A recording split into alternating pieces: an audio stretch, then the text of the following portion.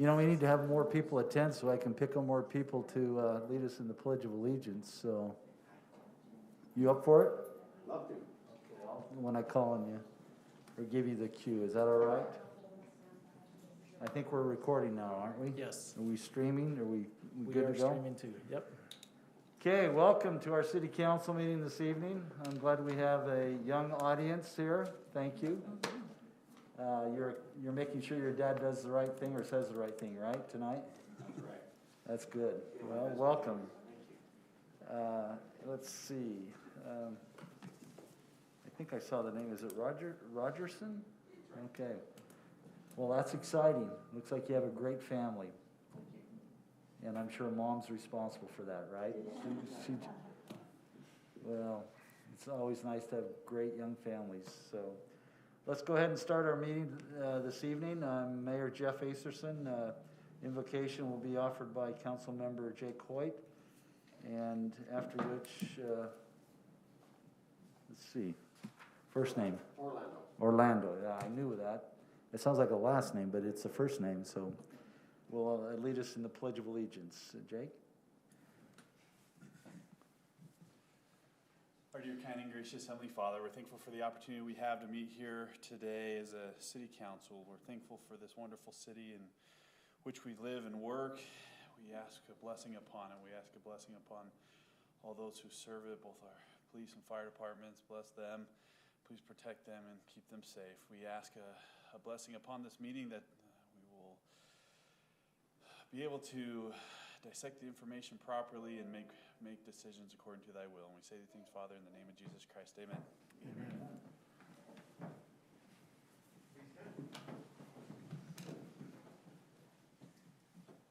Pledge allegiance to the flag of the United States of America and to the republic for which it stands, one nation, under God, indivisible, with liberty and justice for all.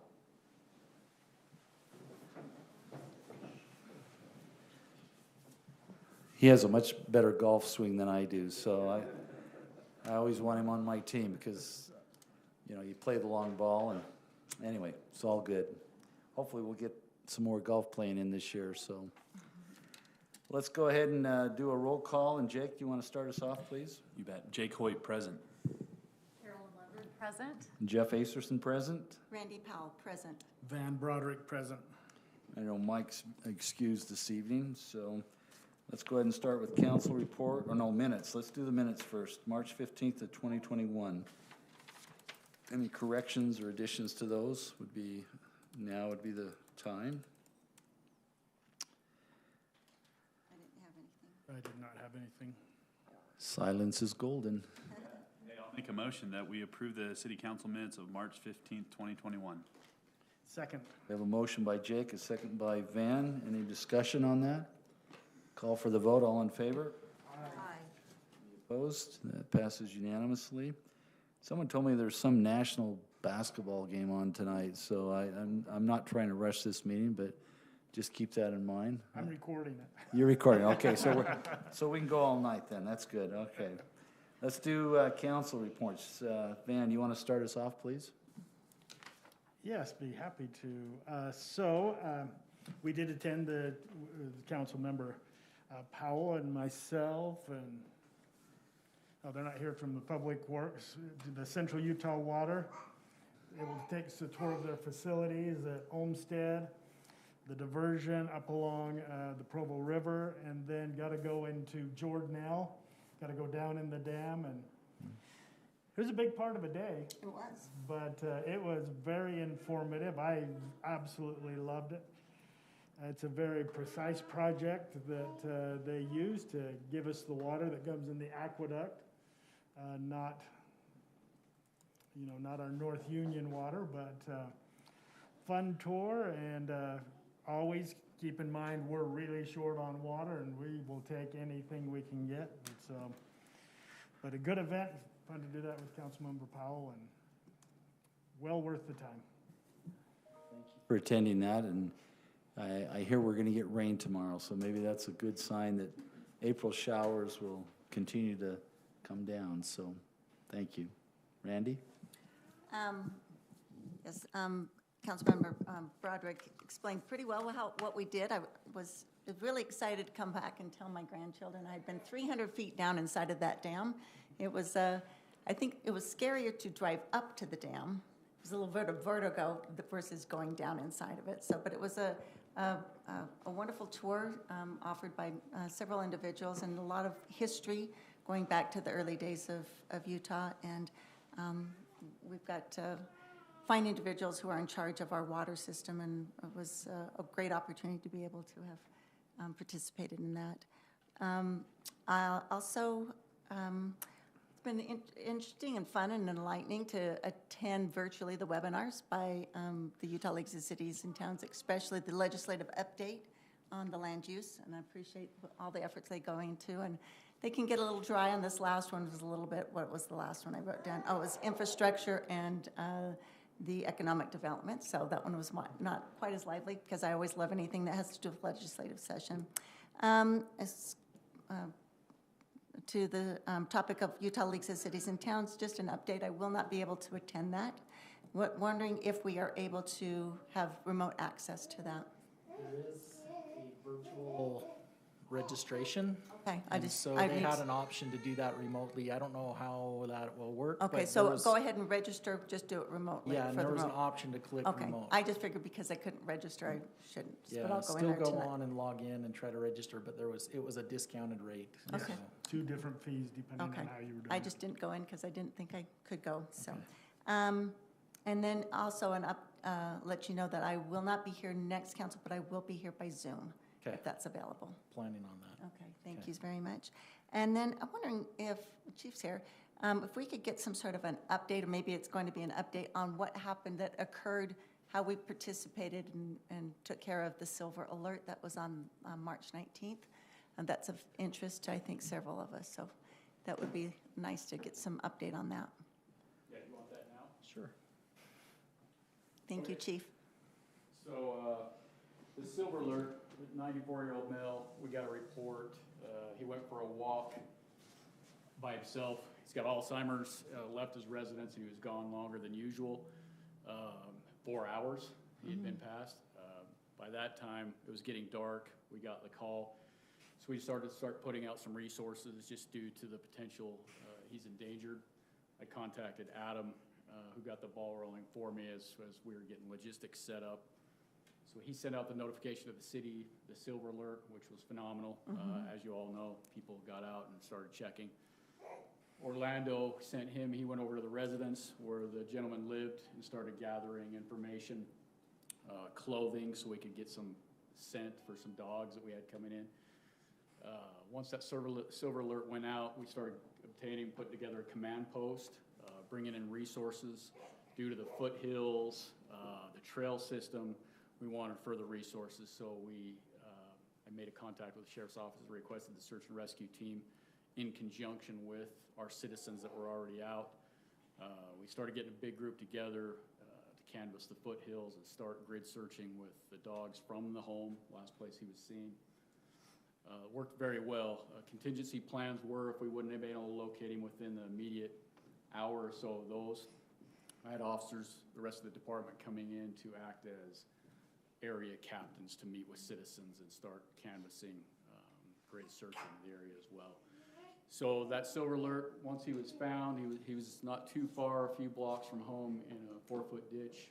Luckily, he was spotted and medical arrived. He was cold and tired, but he was brought home. So successful resolution to that, and we were happy it worked out, especially for the community that was engaged enough to come out and help us out. So That's wonderful. I appreciate all that, what was taking place. I know my husband and I were out and looking, and I know that was in Carolyn's neck of the woods, and I, just the people I bumped into during that search was amazing. And my husband and I participated in lots of searches in the past, but never this local, and we didn't go to the command center because that wasn't called, you had not called for that kind of an organized search. And but it was just interesting to see people and their flashlights in their own yards looking for that gentleman. And I just love that feeling of community and a wonderful resolution, the kind that you're looking for. So thank you, Chief, for you and your staff and everything that took place that day. appreciate that. Thank It you. was fun when I went out to see other neighbors doing the same thing, going around their yards and streets and stuff. So a good participation from my vantage as Yeah, well. good. Anything else?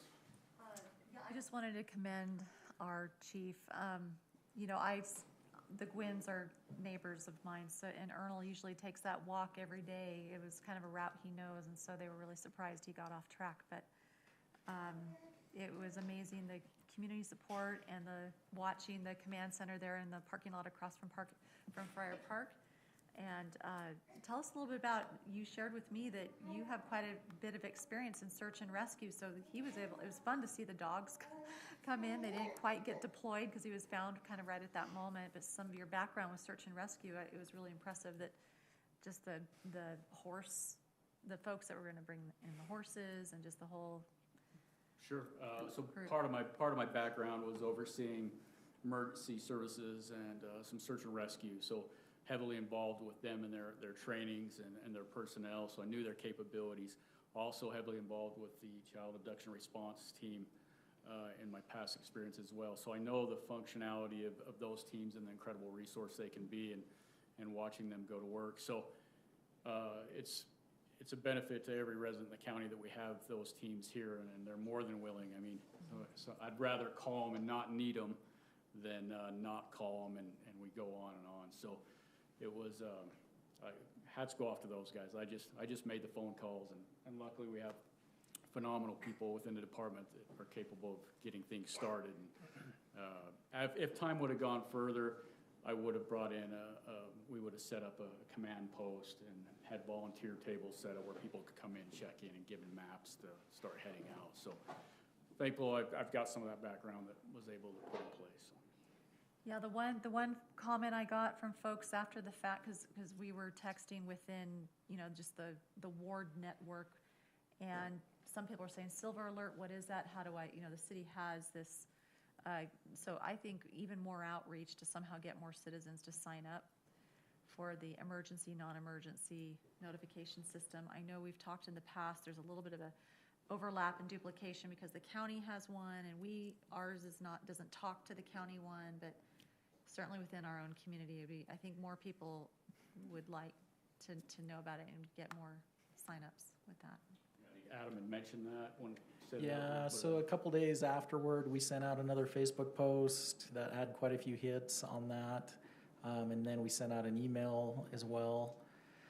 I'm open to ideas if there's other methodology that you think would be better or more productive. I'm not quite sure how else to get people to sign up. And so beyond those current mediums that we have, email, social media, newsletter, emails, again. Google projects again. One of the things I talked about with Kelly, our emergency coordinator, is maybe, I don't know if you're talking already with her about our next 911 project for this September, but Drill, yeah. maybe getting the block captains involved. I was telling her, hey, if the block captains, as they contact each person, say, hey, by the way, are you aware of the citizen alert system, and maybe start collecting those a little more organically within the community as well. That might be one approach to make that a focus of our next 911. Okay. we can work on those for sure. Yeah.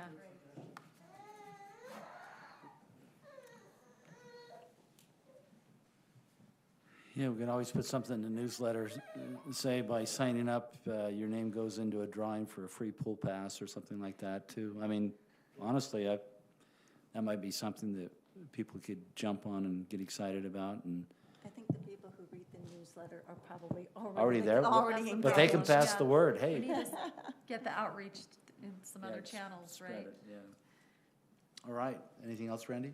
No, thank you. Okay. I got to throw in one other thing, just real quickly. On that tour, you might wonder, why does Central Utah Water own the Olmsted Power That's a Plant? good point. Lucian Nuns, Nuns Park, he's the one that started that. He got the first water rights off of the Provo River. So they bought the power plant so they could have the water rights. That was a pretty cool thing, I thought. They don't really want to be in the power business. So I assume there was an elevator that took you down or not? No, I mean, I've been working out. You did it? I was going to say, I'm impressed, Randy.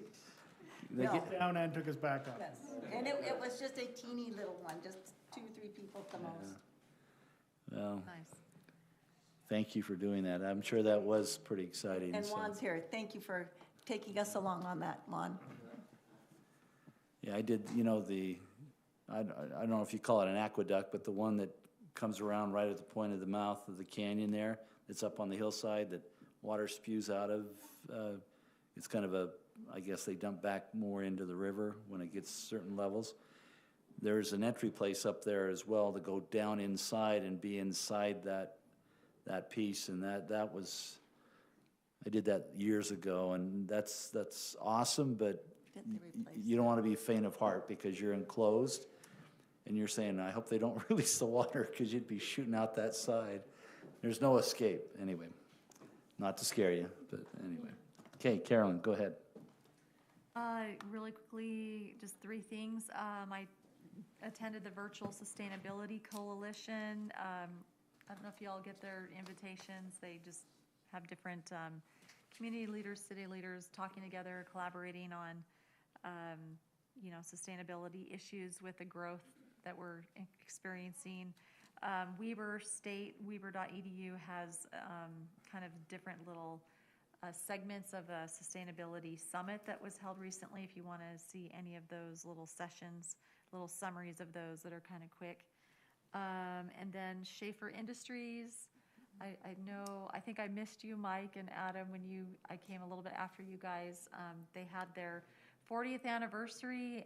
It's a great company. It's been in Lindon for 40 years, but they have no signage. I was talking with them saying, I thought I was pretty well aware of, most of especially the longer standing companies out here, and they just don't have signage, but they've been there a long time. They're doing really well. They're hiring and growing. So steel company, and welcomed, they were very welcoming. And then also, you're all probably aware of Lindon's Iron Cowboy, James Lawrence. I think he's on day, I want to say 36 or 37 now. He's still going, doing an Ironman every day for 100 days. And I have to give kudos, our city pool and staff are accommodating that every morning at 5 a.m. I know one kid gets up at 4:30 in the morning to help go open the pool, and he does his first leg of the Ironman there, and then he circles around the lake for his biking, and then Murdoch Canal for the run, and finishes in Friar Park every night. So if you want to start being part of the welcoming committee as he finishes each night, and there's different people that sometimes will do the Ironman with him that day, segments of it or the whole thing. He finishes every night, I don't know, sometimes 9:30 to 10:30 range, sometime in there, but hopefully he's going to hit that 100-day goal, and we should get maybe some media PR around it, what's going on, so. 100, Okay, anything That's else? it, yeah. Hey, thank you. Yeah, there was a little mishap on that. The county kind of stepped in and took a few things that they thought were not appropriate on the trail, and fortunately, some quick action got those back. And he does have quite a following. It's kind of exciting to see people, and some of the people in our neighborhood, which he goes on the trail system there, they made up posters, and it's crazy. It's actually pretty crazy when you think about it. But kudos, go for it, dude. He's amazing what he does. So Yeah. that's kind of exciting. And the support of our city with the pool and stuff. It's nice that they're providing that support, but his group or their foundation or whomever is also compensating the city to make sure that we're whole there. But it's an exciting event. It brings people together, and to achieve a goal and to set a course that far exceeds most humans' capability is pretty amazing. So, okay, Jake, go ahead. Just a couple of Parks and Rec updates. Grand Marshals, last year we chose Ren and Kathy Allred because they weren't able to do the normal Heath is proposing that we just keep them as grand marshals for this year. Is everyone comfortable with that? Yes. See some nodding That heads. sounds where good. It wasn't a normal Linden Days year. We kept calling little Miss Lindon, so we should keep Yeah. our grand marshal. That's right? right. Yeah, I agree. Pool's in full swing. They're hiring, so if anyone knows of anyone who's looking for a lifeguard, supervisor, cashier, or facilities tech, there's plenty of positions that are available and open. Quick update on our slide. They anticipate that slide will be, they'll do a little of the pre-construction here before we open, but the actual installation will be during a 2-week period between August 17th and September 3rd. So just at the tail end of the season. And Heath is proposing that maybe we keep it open a few extra days so that people can ride that pool or ride that slide, and we'll kind of assess that as we. Depending on weather. right? Yeah, exactly. So we'll take a look at that as it comes closer. Could So be the polar slide or the, it might be if you get into September. So that's all I have, Mayor. thank you. Adam? Let's see, a few things here to review quickly. So our spring cleanup with the dumpsters around town, April 10th through the 20th. And those locations are in the newsletter and they've been on Facebook. Let's see, on the emergency drill, Kelly asked if I would get your thoughts on training options for council members. One being training in a council meeting. Do you want that during a regularly scheduled meeting or at a separate time? And I don't know what that training entails yet, but she was asking if, And how long does she anticipate that training would I be? don't know that. I would assume 30 to 60 minutes in that time frame. So this would not be on the 9/11 drill? This is a separate independent training session. I'm always open to any training, so on that, so. Maybe find out a little more information to see if it fits Okay. in a council meeting If or. it's within that couple-hour window, we can make that work in a regular meeting. You good with that? Okay. And then the second item, she was curious, is there a desire for more than one council training event or just in conjunction with the drill? My impression from our last discussion on this was more the better, as far as emergency training, so is that No, my okay. opinion. And then if there was any specific or desired topics or needs that the council felt they needed more information on. Are we going to be doing any CERT training like we did in the past, or are we still doing it in conjunction with Orem?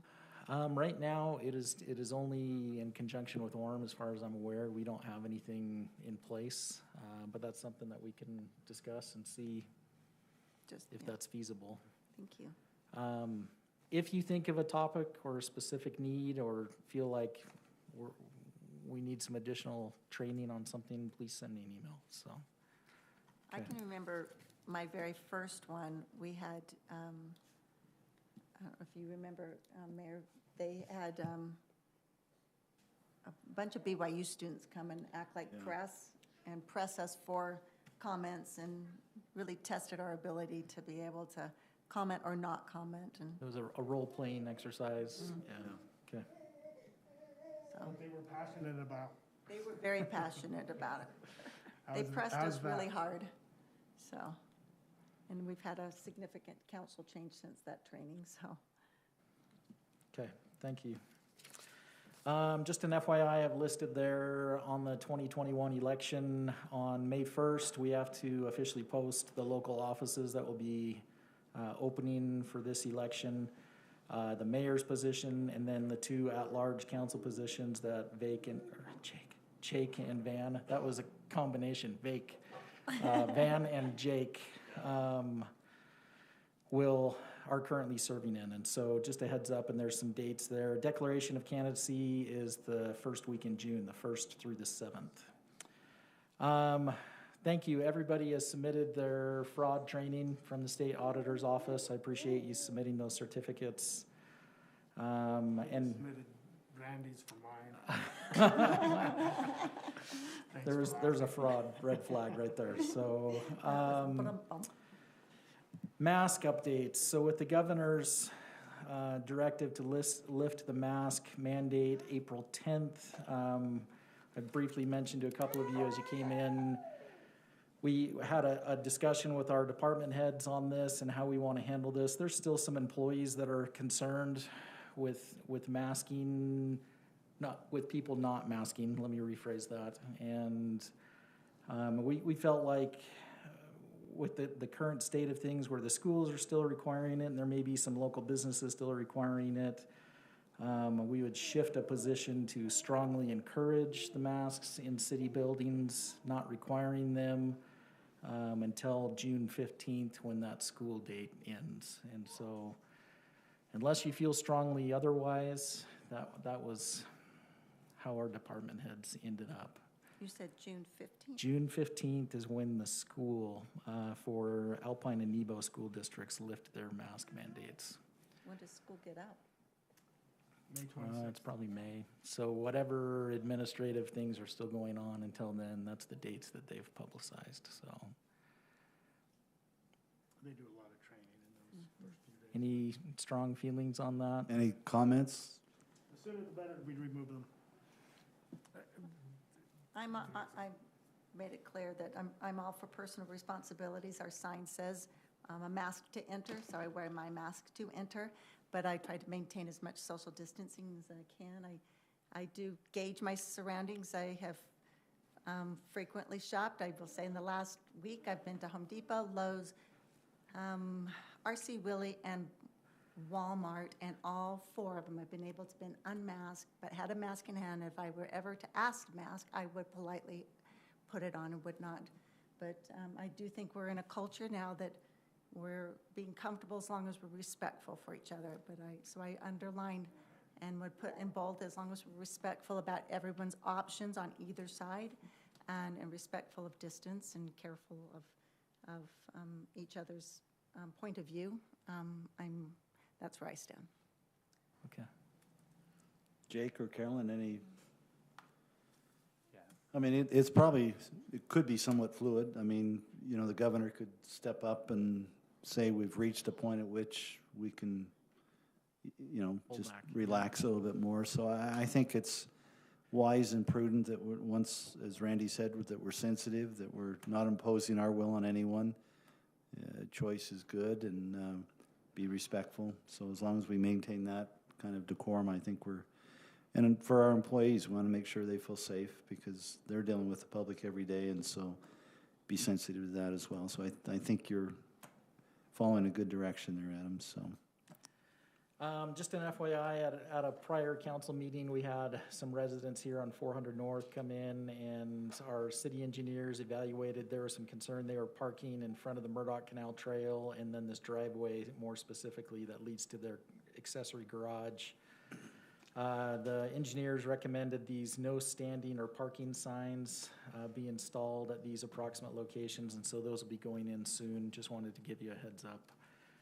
No red curbing at this point in time, but that's still on the table. So just an FYI, we've been contacted by Rujan Zed. He is the president of the Universal Society of Hinduism and has asked to give an invocation in Hindu, a Hindu prayer at our next council meeting. We will be accommodating him, so we will have our traditional invocation by a council member followed by Mr. Zed.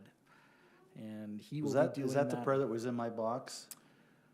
It probably was. He sent a copy of it, Yeah. and what the language that will be read there. And he has a pretty active social media page. He's done this in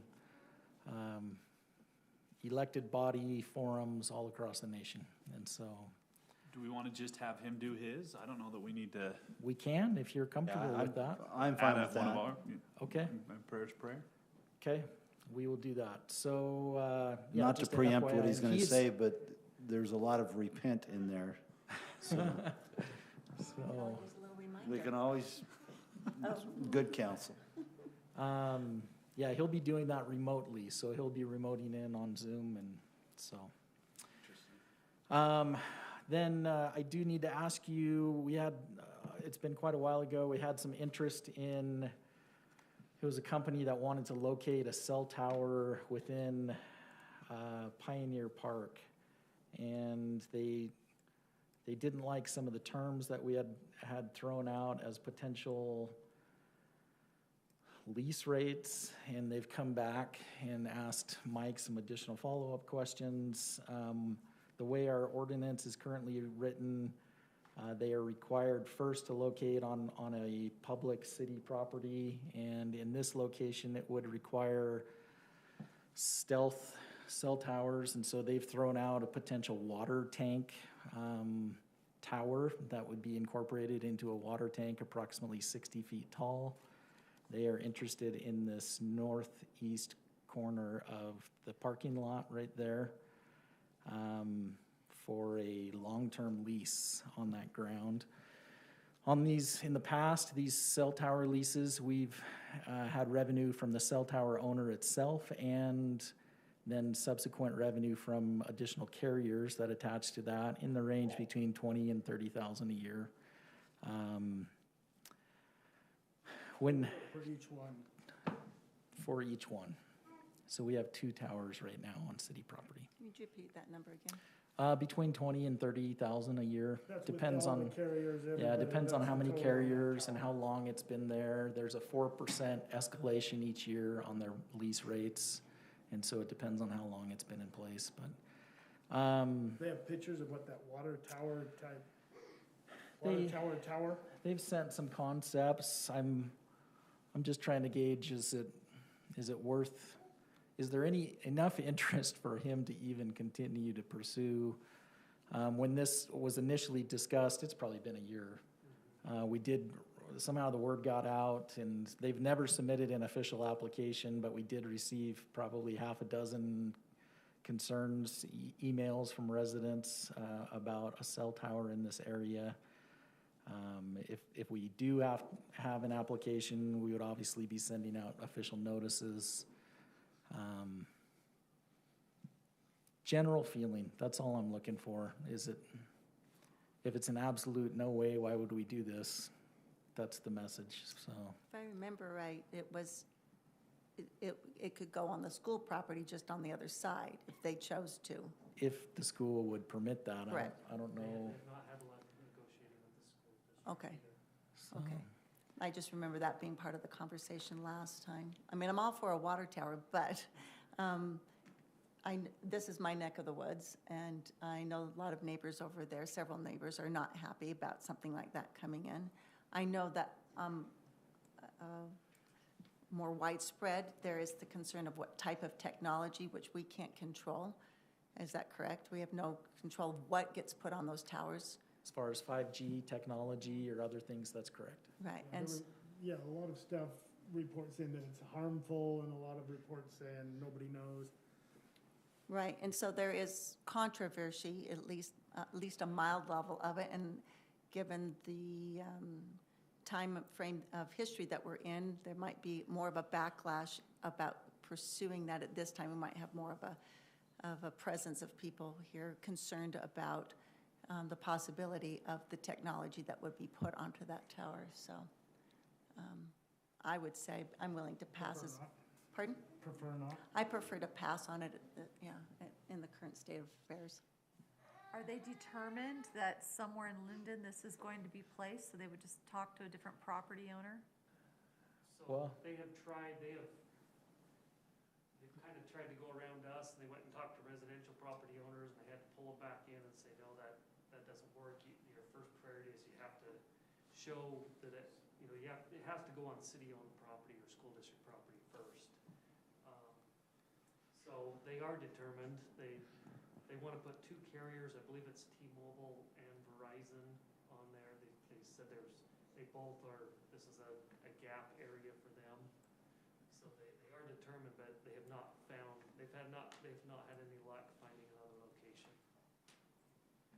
So if we say no, then and the school district has said no, then they'll have the right to go to private property owners?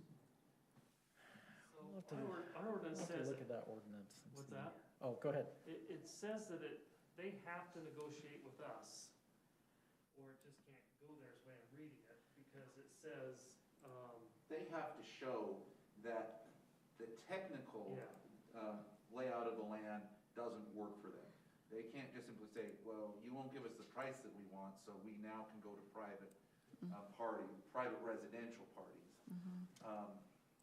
But they can go to other industrial sites and try to negotiate without having that same criteria.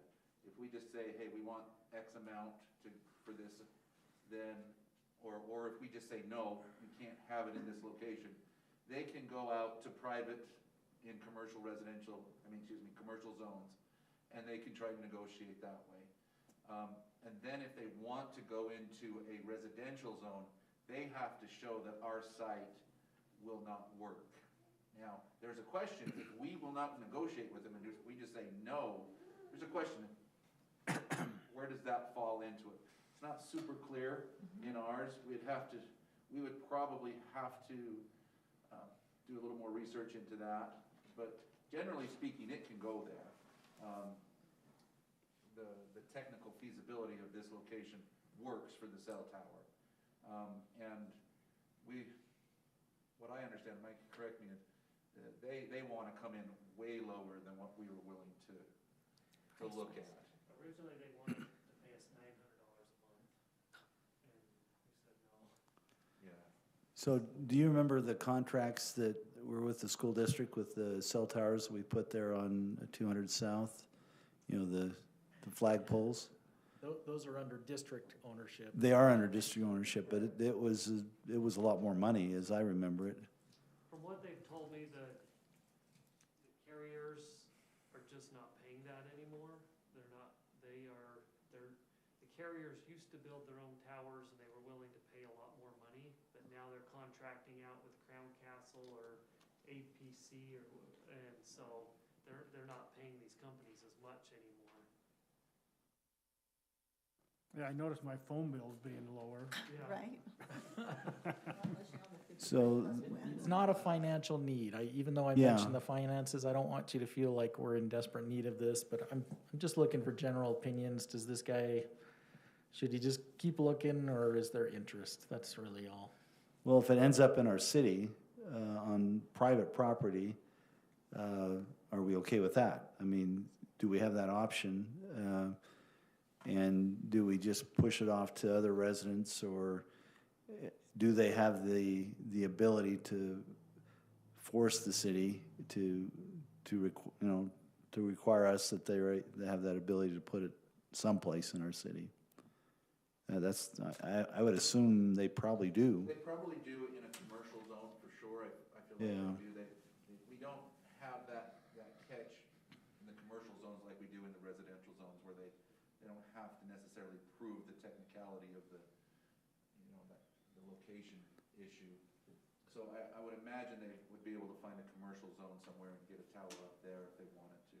So the question I'm asking is, and I'm fine, I mean, once again, Adam said it's not a financial decision for us really, but the reality of it is if they have the ability to put it somewhere in our city, by denying this or saying we're not interested, chances are it'll come back somewhere else, and maybe it won't have the impact that it would in this area, but it still may be coming. That statute a little bit closer on whether they can force it into our residential.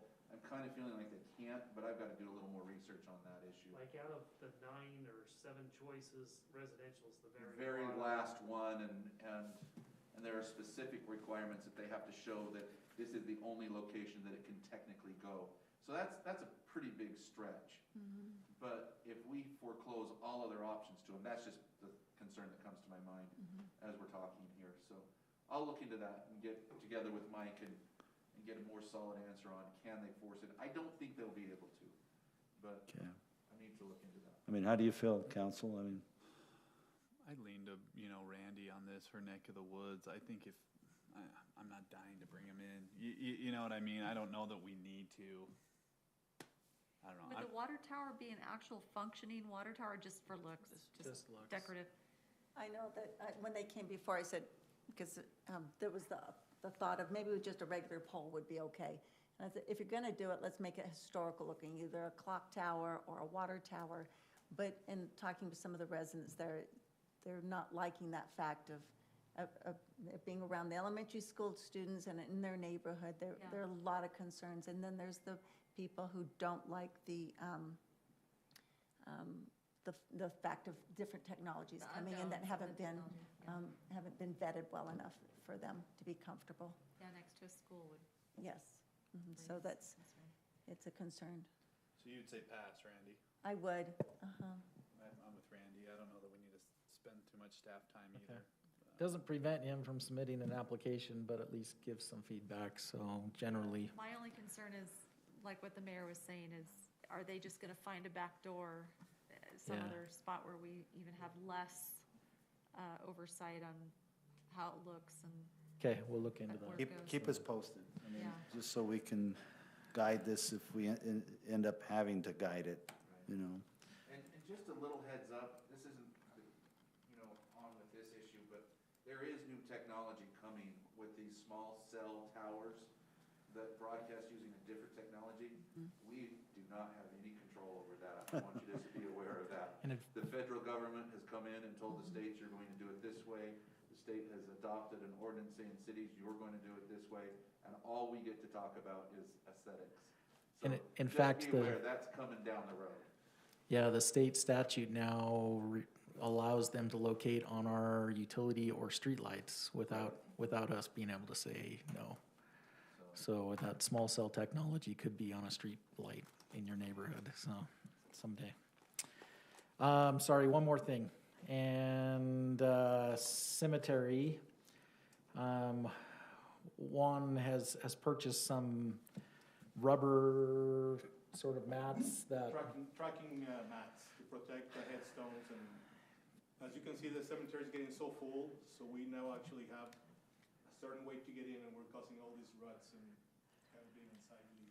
you can see some here, and trying to avoid some of the heads and things. And so these mats, they're gonna be placing over the grass and over the headstones as they come in with equipment to dig the graves. There's some concern about those being stacked out here and walking off or being taken. Also, Juan's looking at utilizing an older piece of farm equipment or a Kubota, if the Parks Department has one out there to help with some of the needs that they have. A building we looked at a number of years ago, quite expensive, and costs have gone up dramatically since then. I'm looking for your general feedback back on a shipping container that we may put behind the fence over in this general area.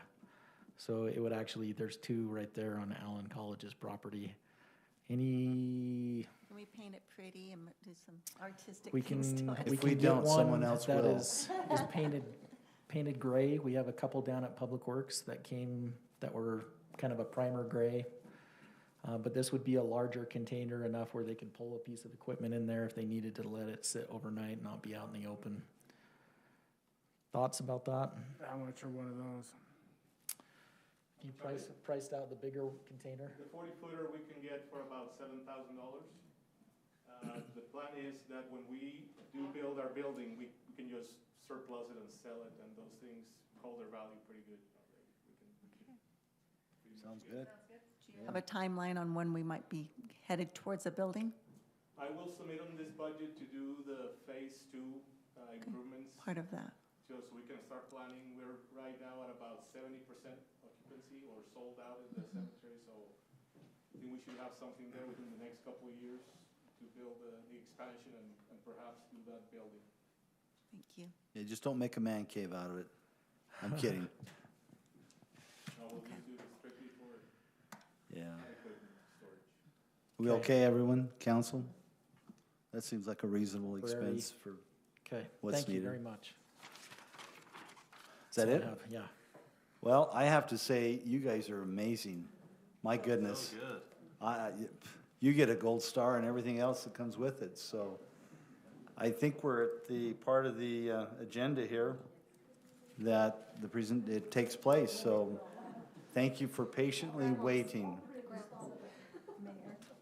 When he comes back in, if you could activities we'd like to introduce make sure the him, children that'd be have awesome. before they- And You If know your what, parents since want, we are are on good enough to YouTube, let can you have a just hold cookie, that we've got one microphone for while you. you're- Does that sound good? Some very beautiful big cookies. We may wanna Mom, look are at you moving okay if the kids number get some 5 some crumble up to cookies? number 3. Just Oh, was good. thinking about that For their tonight. patience, we want to make sure they get rewarded. Not enough So, sugar on Easter. Mayor and Council, I want to introduce you to Paul Rogerson. He's taken on the task of representing and protecting and serving the city, and we're glad to have him. He comes with some years of experience in Pleasant Grove, and he's got some background with some other law enforcement as well, and brings a few little attributes that we're going to use. So this is Paul. Nice Nice to meet you. So that's a transition, PG to Lindon. That's a huge difference. Wow. I'm not used to the area. No, it's good. I've worked with a lot of Lindon officers and a lot of Lindon citizens, and always enjoyed my interactions in the past. So Yeah. this was kind of an obvious no-brainer choice. Not that you need to reveal where you live, but is it close by or? Saratoga. Saratoga, okay. Well, that's a good growing development out there that you're probably experiencing traffic out there, right? Yeah. Yeah. Well. Okay, Kathy, you, To your family. This is my wife Jennifer, my son Henry, my daughter Eliza. Henry's name. They're 7 years old and they're not identical twins. What's your daughter's name? Eliza. Eliza, The one sorry. currently assaulting Jen Wickland is 10-month-old June. She's a monster. A pretty baby. appear to be a monster. I mean, she's Very being pretty so good monster. right now. Very pretty monster. But she doesn't cry. She only cries when she needs It's something. morning because she was trying to scratch my eyeball out. So.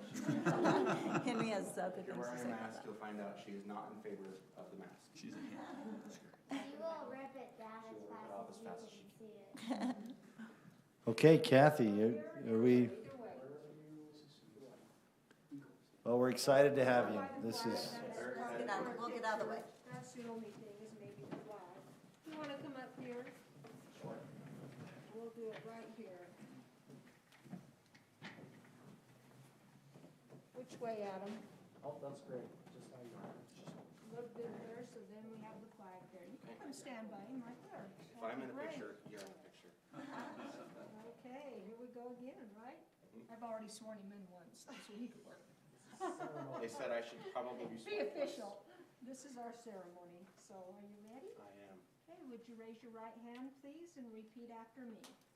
I state your name, I, Paul Rogerson, do solemnly swear do solemnly swear that I will support, obey, and defend that I will support, obey, and defend the Constitution of the United States the Constitution of the United States and the Constitution of the State of Utah, and the Constitution of the State of Utah, and that I will discharge the duties and that I will discharge the duties of my office with fidelity. of my office with fidelity. Very good. You're good. Oh, very nice. Oh, so now you gotta put it on, huh? I guess I'm official now. Let's see. I don't know. I think it goes, okay. Thank you. Your signature right there, Oh, please. already. Just right there, and we'll get the chief. And then again on this one. I messed up on the date on that one, I'm sorry. We'll put that one in the file. Okay, we'll get the chief and then Okay. put these, give you one and get one in the file. And then we, have you wait for these cookies. Yeah, I'm gonna walk out. Okay. Get the one they Thank want. you. Congratulations. Thank you very much. It's an honor. you've had a crumble cookie before, right? Kathy, do you want this? Oh, yes. Really good. Thank you. He goes crazy around sugar, so this Good thing it's spring break. Honesty of little kids, huh? Nothing like siblings to just ride it out. Oh, yes. Look at those faces. I need a pink one. Oh, am I allowed to have one too? Yes, Oh. I'll forward you this one. We always have leftovers. That is. Coconut cherry. I should have had like a lemon. No, I do want that. Okay. Can I have Eliza the chocolate? and Henry and No, Judy. there's a chocolate chip. I'll get it. My cookies and the juju. Wait, juju.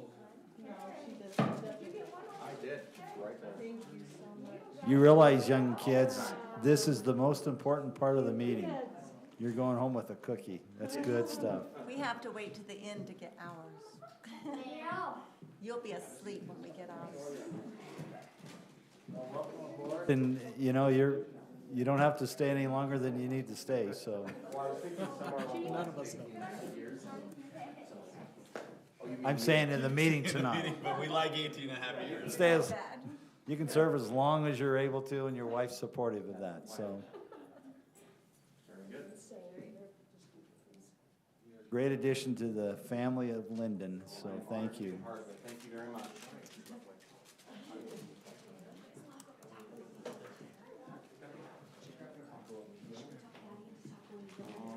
Here you go, dear. Thank you, dear. Thank you. Okay, let's go ahead and open it up for public comment, if there's anyone here this evening to address the council. I don't know, we just must have boring meetings. It's live streamed now. Nobody has to show up. Yeah, I guess that's true. Do we have anything on online? Any comments that you are aware of there? Since we're meeting in person, I don't regularly check to see that. Okay. All right, good enough. Let's go ahead and move on to the consent agenda items. We do have a couple there. If there's any discussion or comment, if not, there's a motion would be in order, so. I've reviewed those. I'm ready to move unless there's members that want to discuss it. Seeing none, I'll move to approve the consent agenda items as presented. I'll second. We have a motion by Jake, a second by Carolyn. Any discussion? Hearing none, let's call for the vote. All in favor? Aye. Any opposed? That passes unanimously. Thank you. Okay, we'll move on to item 8, which is review and action. And Mike, I believe you're going to lead us through that on 700 North Master Plan. A lot of work that's gone into this, so.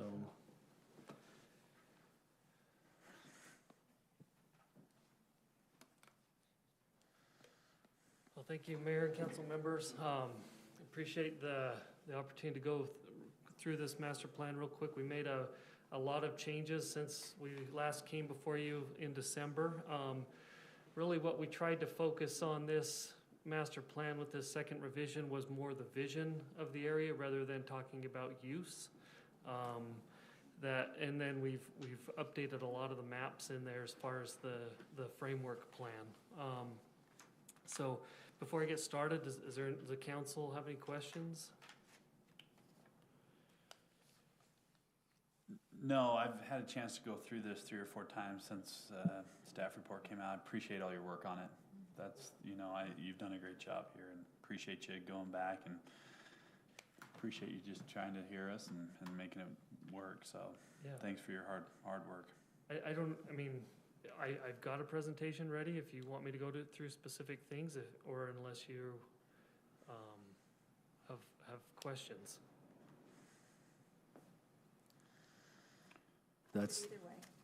I'm good either way as well. Looks like the wind's picking up outside. I don't know if that's a sign or what, but. I'll just go through a few things real quick. We really tried to. Sounds great. To look at the past planning that's gone on. We added this other sheet here that talked about the wish list, basically. Tried to look more at where we're located at in the region as part for economic development purposes. Updated a lot of the goals. Mainly we wanted to look at what a great economic development corridor this is, to add to those. Previously the master plan, the precedent images made it appear like we wanted this urban core for the entire area. And we've pulled that back to just the town center area being a little more compact, not so much urban, but a little more compact as a town center, as kind of a destination area. So these precedent images, before they talked a lot about mixed use and density and things. And what we've done is we've pulled that out and said, this is these are the good things that are a part of these plans. So, originally it said, on all of these, it's not quite showing, but before I had, but these are the lessons learned. So these are the good things in these precedent images. So, for example, the old one said boutique retail restaurants and dense mixed-use environment. The new one says mixed-use environment, ground floor retail, festival street, site furnishings. It talks more about amenities, street lighting, street landscaping. We pulled in some local examples, such as Holiday Village Park. I don't know if you've ever been there. I know Carolyn has. A great mixed-use development that has a nice plaza out there where they have public gatherings. Just down the road there, they've got this food truck park that they put in. You can see how well that project looks at night. Farmington Station, again, looking at the public art, the gathering areas. So trying to pull out the good things in each of these developments as ideas. This is one I really like in Colorado. I visited before. It's an outdoor mall called Southlands Mall. In the wintertime, they have an ice skating rink. I like the iconic features, for the development, the architecture, how the landscaping, the plazas, how it looks and feels for people. The framework plan. So this was our previous plan here. If you'll notice on all the plans, we've pulled all the buildings off except for the town center and transit-oriented development area. And then you'll also notice on each of these, we've made this title more general. So for example, this one's potential circulation plan. We've also cut out a cutout of the Ivory plan that goes right up to the 500 feet range. So that's what this depicts on each one of these plans. This is very similar to what our current zoning requires, minimum 5-acre parcels to develop. And so this kind of shows how the site could help circulate better. This was the previous framework or district plan. Again, it focused more on uses, so how it talks about accommodate housing, office, or other commercial uses consistent with the vision established in this document. So it was more use-oriented, where this new district plan is more vision-oriented. So for example, under that flexible development district, it says the district is envisioned to have a mix of primarily commercial businesses that provide retail, employment, and service needs for the region and community. The TOD talks about the right mix of land uses that coordinate with transit investment. So we've taken that word density and residential out of there, and put more the right mix of uses. And when we get proposals, we'll figure out what that right mix is. And then the town center district is, it's a place-making district. It's our destination area. We removed this page that called out where residential and commercial and different uses would go. This is the previous plan that showed kind of the town center area. The new plan is just shows it by itself, not with buildings in the whole corridor. This was the previous plan on heights, very specific. The new plan is more general, 2 to 3 stories, 1 to 4 stories, and then it gives examples. Here's some 1, 2, and 3, 4 story examples of buildings. The previous plan showed a lot of, where all the parking should go. Example, this title, general parking examples. This is some recommended areas. Basically just for the town center and TOD. This is an example of different parking, parking behind landscaping, parking behind buildings, parallel parking on the street, angled parking. So lots of different examples. This was the previous plan that showed a, very specific concept plan. Again, we just kind of showed the town center area as for the concept.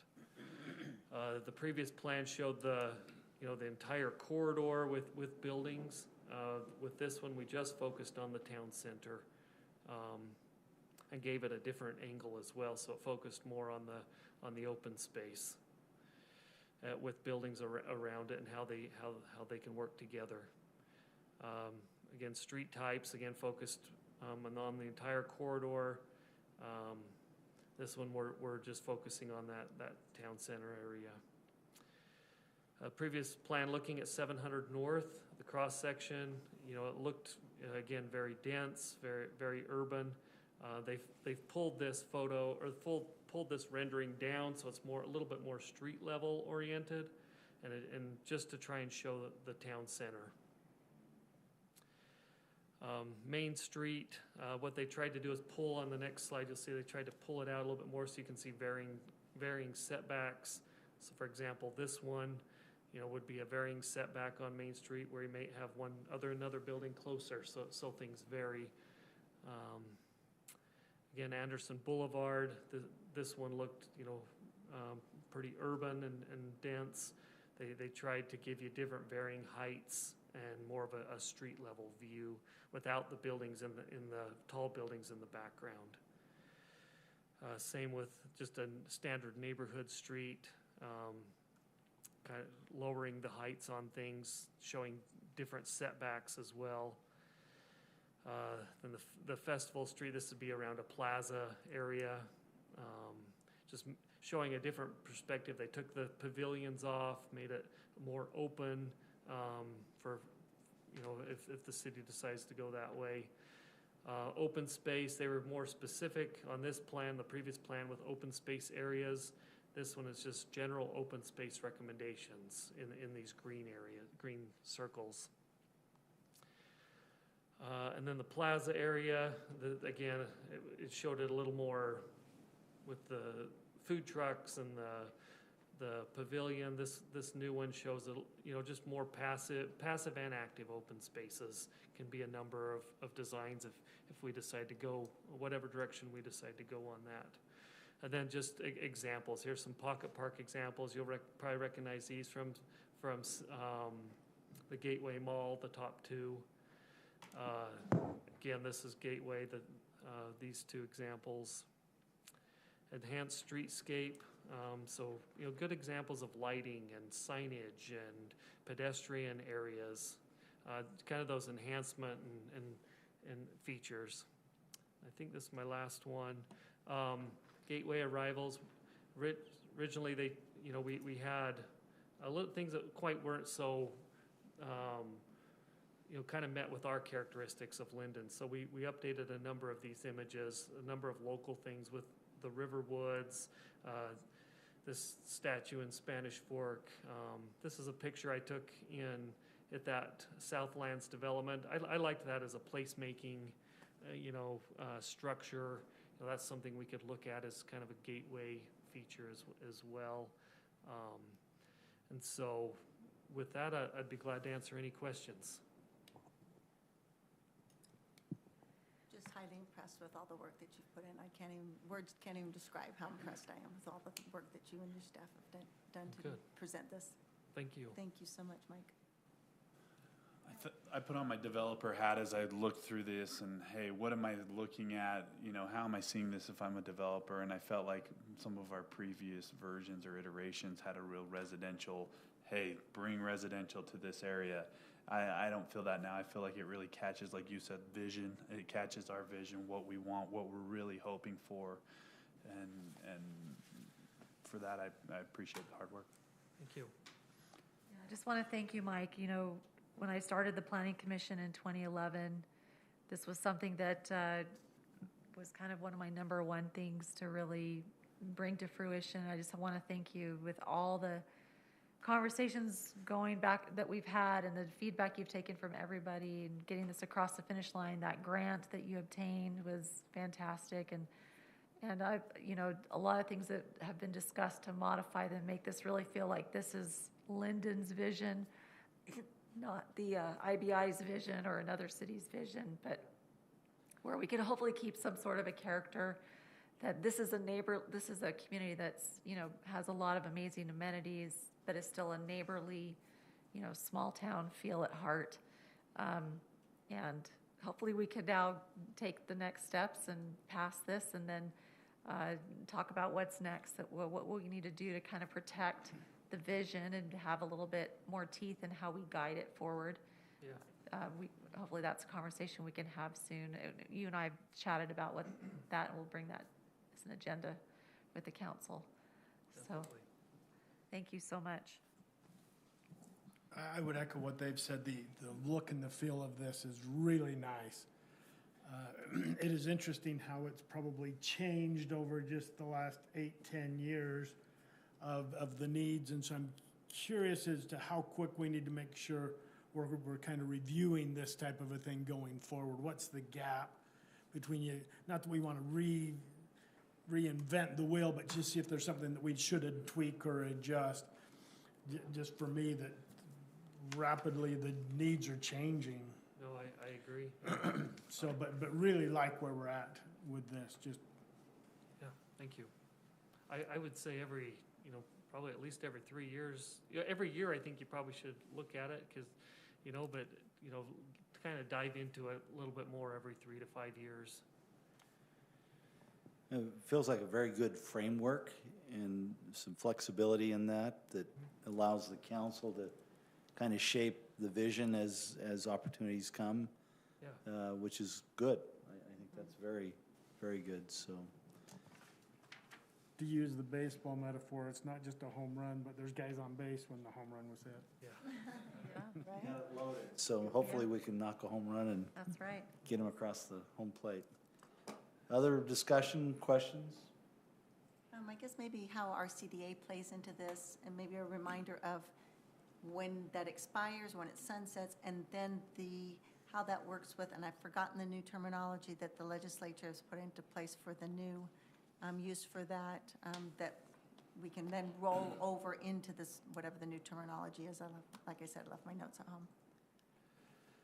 So I think it's, I'd have to look, I can't remember what year it ends. Is it 2036, I think, is when the RDA or the CDA would end. We're ready to bring you on May 17th, a 2-year extension to that was allowed during this last or during the November or October legislative session. Because of COVID. Yeah, Okay. so Lewis Young has prepared that for us, so we're ready to bring that on May 17th. So it would be 2038, is probably when it would expire, I think. So we don't have to worry about the state regulation, or the state, the legislative actions that have happened that make it easier for us to be able to not let this expire. You can't roll over. I mean, we can't stop and start it, but we can extend it out if we extend it out if we needed to. Yep. Thank you. Okay. We ready to take action? I'd love to. Mike, there was Make the just one motion. quick thing. I had a quick question. On page 31, the Murphy Avenue example, Yes. it showed on both ends 575-foot depth on that angular piece. I'm just curious if that was accurate there Right here, how it says 575? It says it on both sides. on both sides. Oh, yep. And I found another misspelled word in there, so, tonight, right before this presentation, so, We'll correct those. yeah. And there was just one, and I know we chatted on the phone about this, but on page 43, the sort of the opener of the 700 North plan, it does not have a picture. It has a picture from the foothills of Lindon that doesn't even show the area. We talked about getting a picture this spring with Mount Timpanogos, kind of the stunning backdrop. So I'd love to insert a newer picture that Which page was reflects that? the actual zone. Sorry, which page was that? 43, I know we're talking, see, let me.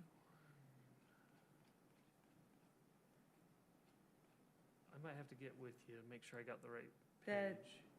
The small area plan introduction there on page 43. Let me see what the actual Oh. document. Oh, It's 43 of the okay. packet, two of the plan itself. Sorry, I'm giving you the packet. Yeah, I went out and. let's When see. things green up here and we will probably in the next few weeks be able to get a spectacular photo to put up This- there. This one? Yeah, because that doesn't even have the right view of even overlooking it. Okay. Get a good photo for it.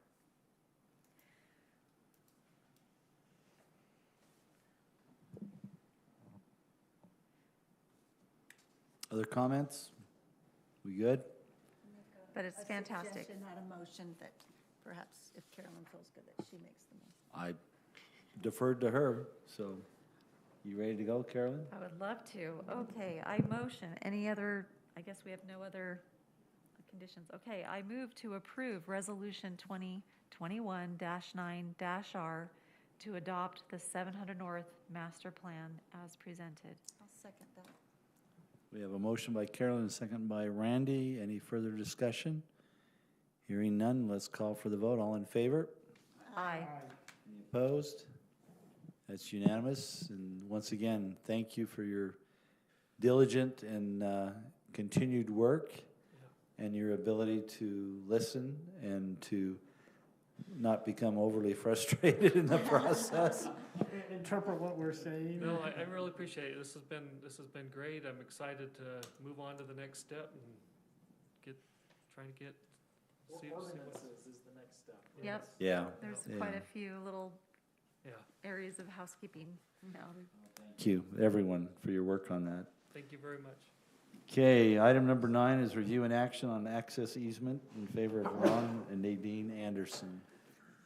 So really quick, just to show you some photos, this was a notation that was actually in our development agreement and was supposed to end up on the plat, but got missed. Already, this is Anderson Lane, and so this is looking west. Ivory's already installed the masonry wall along Anderson Lane. This is kind of across from Ron and Nadine's home. And then they've already put in this gate so that he can access this with some farm equipment and head up onto 700 North as needs be. So this will be an asphalted 10 or 12 foot wide asphalt with some landscaping on the sides of it that the HOA will maintain. But they had in their agreement that Ron wanted this access point, and then again, it just never ended up on the plat. So in your packet is a copy of the access easement. Technically, this has already been dedicated to Lindon City, but it's approximately right there is where that is. And so that's the reason this is coming through the city. But since there is some reference to it in our development agreement with Ivory Homes, we felt this was pretty straightforward to honor this commitment we had made in a prior agreement, so. And it's just specific to Ron and to the Boyd Anderson and Sons folks, and once Ron moves and once the last of the agricultural. There is a sunset. There's a sunset division. Yeah, Yeah. good. Maybe a real firsthand experience for what a little bit of country looks like when those farm equipment goes down That's right. that That's right. subdivision. I can hear the kids. Mom and Dad, what is that? Exactly. I'll make a motion. I think it's pretty straightforward unless we have questions. No, I'll make a motion. Okay, Randy? I move to approve the access easement in favor of Ron and Nadine Anderson, granting a private limited access easement between Anderson Lane and Anderson Farms Development as presented. Second. Thank you, Van. We have a motion by Randy, a second by Van. We'll call for the vote. All in favor? Aye. Yeah, that passes unanimously. Thank you. 2021 Street Maintenance Project, our project bid award. So we had bid out, Trent and Noah are still working with JUB a little bit on this. The 2021 street maintenance projects, the information in your packet there has the companies that were bid out. Geneva Rock is the low bidder for this set of projects for approximately $1.3 million. Just really quick to show you the map of these intended projects. is in your staff report, and then it gives a little table there, legend of what those colors mean. So those neighborhoods will be receiving in blue a microsurface, kind of the yellow or tan color is the seal coat, and the red is an actual 2-inch overlay, so there'll be a little heavier construction on those streets that are red. And then this is in addition to the crack seal bid award here that we did just, it was a couple months ago, so.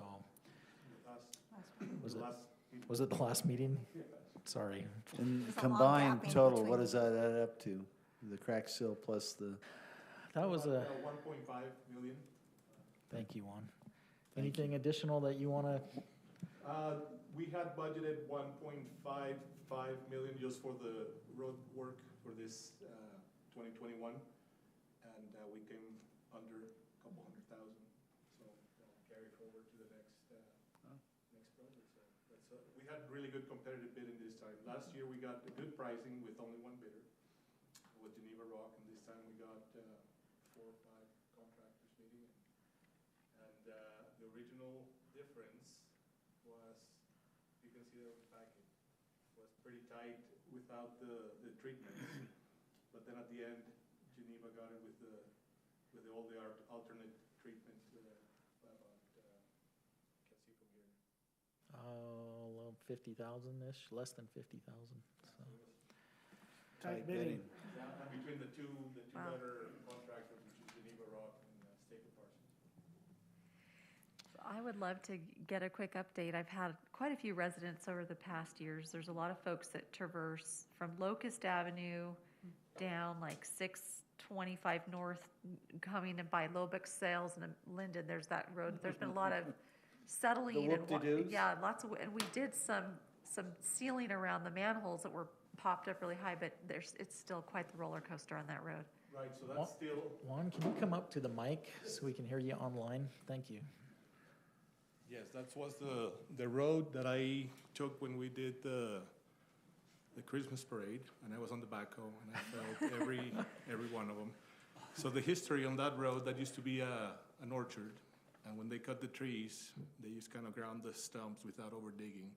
And every one that you see there is probably a stump rotting away and settling. who was the developer on that? Agree. It was Ivory. Was it?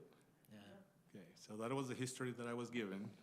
So we're 20 years ago. Yeah. As Carolyn and I reside in Ivory. And mine was an orchard. I don't believe yours was it? It was. Oh, was it?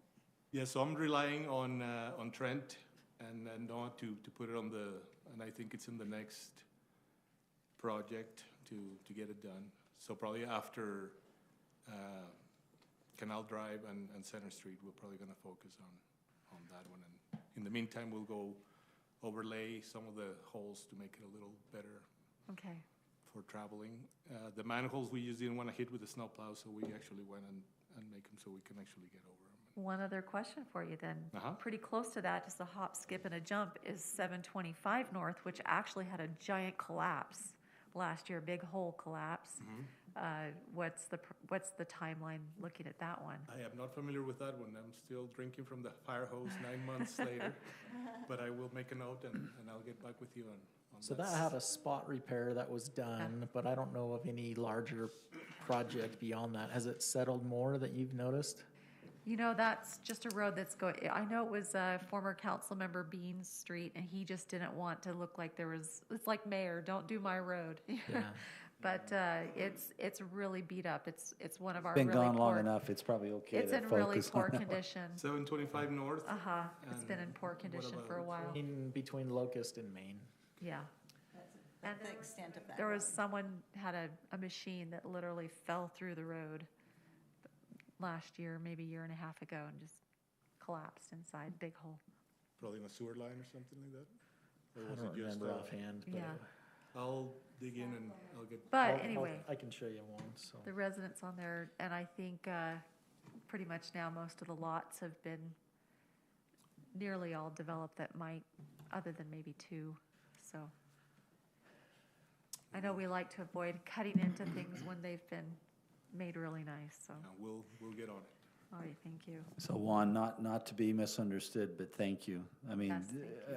it's amazing what your group is able to do and the work and quality of what you do. And I know that hole that you dug there by the junior high, you know, you've patched that, and I think that's a wonderful patch job. I mean, there's still a piece that needs to be done, but Yeah, so we patched that half so we can get it, and now that school is gonna be out this week, we're Yeah. supposed to be there tomorrow to patch the other half all the way to the cross gutter, so. yeah, looks good though. I'm hopeful that it solves the issue that, and I trust that it will, right? Yes, it will. Okay, Pretty confident. thank you. Certainly, one nice thing with the construction costs just going through the roof, asphalt's staying pretty consistent right now. Oh, Last good. year's prices, they're still honoring, so. Oh, that's good, good. $50 a ton. Stay there, Juan. We're, Okay. yeah. Ready for a motion? Ready. These are ones I love. I move to approve the 2021 street maintenance projects bid award to Geneva Rock in the amount of $1,318,078.08 I'll, as presented. yep, I'll second that. And a second, a call for the vote, all in favor? Aye. Hi. Opposed? That passes unanimously, thank you. And item number 11 is Water and Sewer SCADA System Upgrade Bid Award. Juan, this is something you've championed a little bit, right? Yes, when I got here, I just noticed how much trouble the guys were having just monitoring and running the system that needs to be actually run 24 hours a day. And that we do without having somebody in the office 24 hours a day. So we have a lot of automation going on. We get alarms, we get to set different points on the sewer lift stations to say, I want my set points to be at this level so the pumps run more efficient, so they're not stop and go. So they were due. This system was first installed in the early 90s by one of the pioneers of SCADA systems in the United States. And those guys have not made the improvements to keep growing or to keep the, the succession plan for these guys. So we had to go and shop around for some new vendors. So in Springville, before I came here, I finished the new SCADA upgrade down there with the new technology, and it's very easy, very trouble-free, reliable system to maintain. So after we went through the whole RFP project, or process, we did not go with the lowest bidder based on a certain criteria. We had nine criteria going on based on price, experience, references, and ease of operability, warranties. And we checked all the references for the two top candidates, and we ended up choosing M8 Automation. When you go with something like this, it's more like a marriage. You're gonna have to choose somebody for 15, 20 years, and we have to make the right decision on who to go with. It's not like buying a pickup truck that I can just say it's a pickup truck. This is has a lot of service involved, and so that's what. Do you anticipate much work in any adjustments to make what we have currently with the system, or how? On the sewer side, we can use a lot of the components that are already in the lift stations. We do need a better radio way to transmit, so we're going to install two radios. One is the primary, and the second one is a redundant. And then we're going to use the same antennas that we have. We are planning on putting a better, Lindon lends itself for the topography on how to do a line of sight. So we're just going to install a little taller post at one of the tanks up in the foothill. You'll barely notice it. We don't have to put branches or anything to decorate it. Not a cell tower. It's not a cell tower. Okay. And we have on the picture Adam has there on the in that corner, you can see the antenna. The trees do block those, so we're gonna probably extend some of those antennas and make our system more redundant. On the water side, we do have a little more, it's more involved because we have to install new of the programmable controls, the cards. So this is amazing. You use like a mini computer, and we have so many ports going into that card, and we can say we want alarms, we want to ramp up, to decrease based on You can program kind of to the nth degree depending on all. Exactly, Yeah, right, which to is the- great. to the 10th of an inch if you wanted Yeah. to for.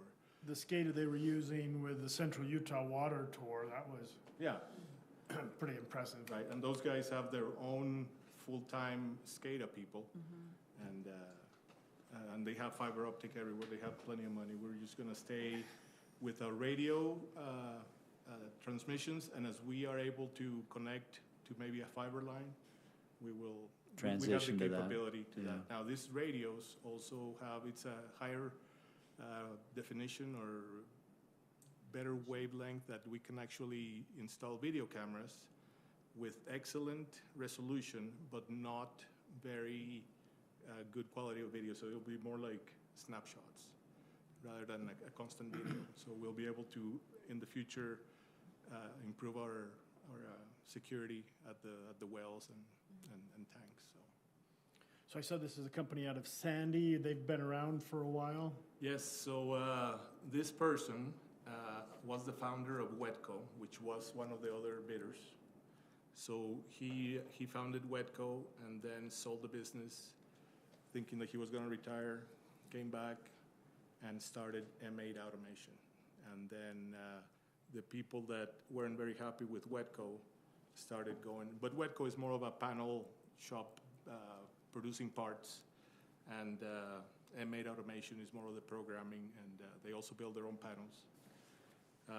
I was really rooting for SKM because I had plenty of experience with them and how good they are with their service 24/7, but I couldn't justify an extra $80,000 to go with somebody that I knew. But the references that I checked with Riverton City and Murray City and a whole bunch of Weber Basin, so they're very qualified. Their succession plan is excellent because it's a lot of the kids, a lot of the kids-in-law that are now taking over the business, and was pretty impressed with what I found.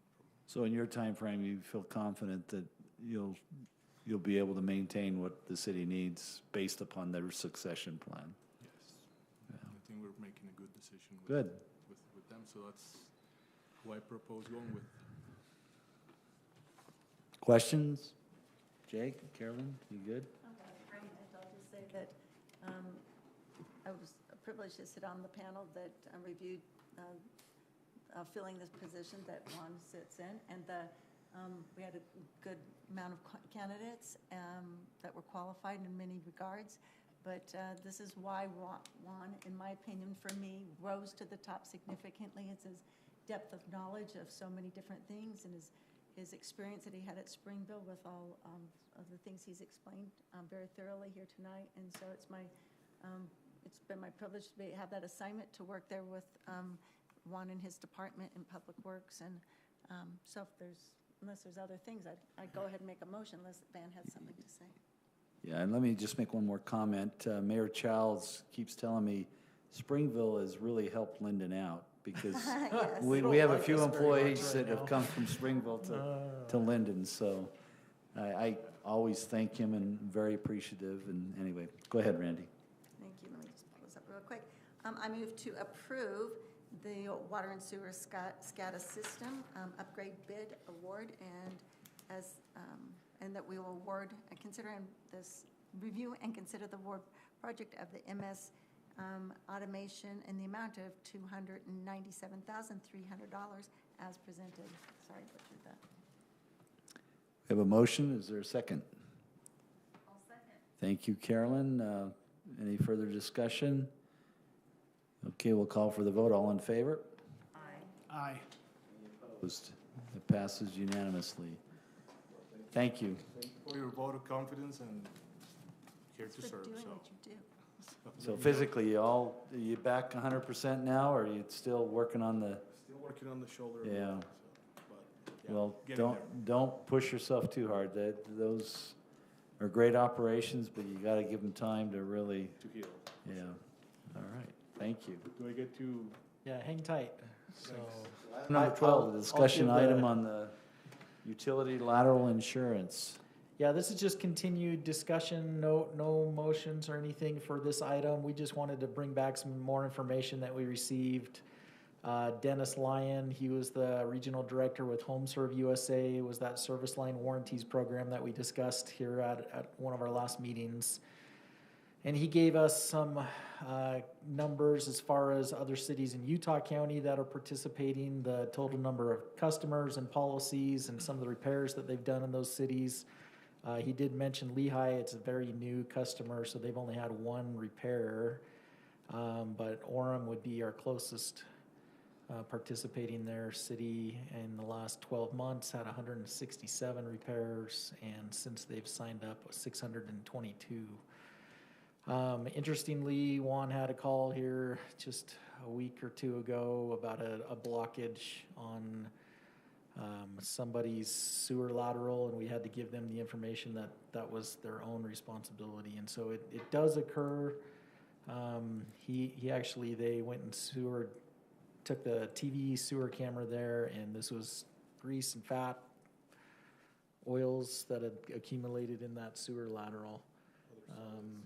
So over time, this is on 150 East, the little cul-de-sac that runs between 400 North and the cemetery, kind of an older neighborhood there. So just an FYI.